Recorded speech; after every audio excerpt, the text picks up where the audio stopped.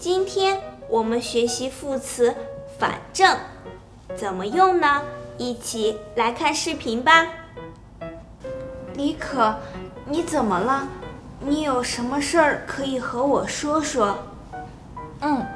我参加了演讲比赛，但是老师说我的稿子写得不好，要重新写。可是后天就要比赛了。你别担心，反正离你的演讲比赛还有2天，你还有准备的时间。可是除了要写演讲稿，我还要练习，我没时间了。你可以的，这样吧，反正我没什么事儿，我帮你准备。谢谢你。我原来想的是，反正我的稿子没写好，就不参加这个比赛了。不可以，无论多么难，反正我们都不能轻易放弃，你要相信你自己。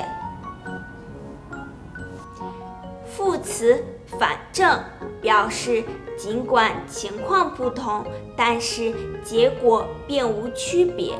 比如，无论多么难，反正我们都不能轻易放弃。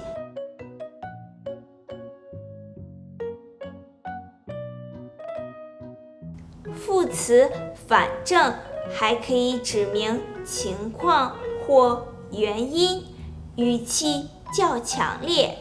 比如，反正离你的演讲比赛还有2天，你还有准备的时间。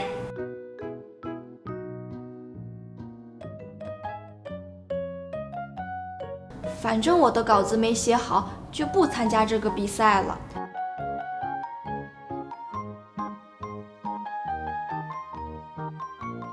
大家明白了吗？跟我读，无论多么难，反正我们都不能轻易放弃。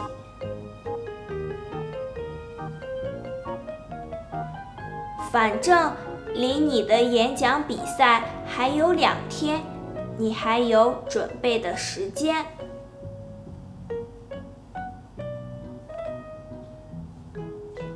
反正我的稿子没写好，不行就不参加这个比赛了。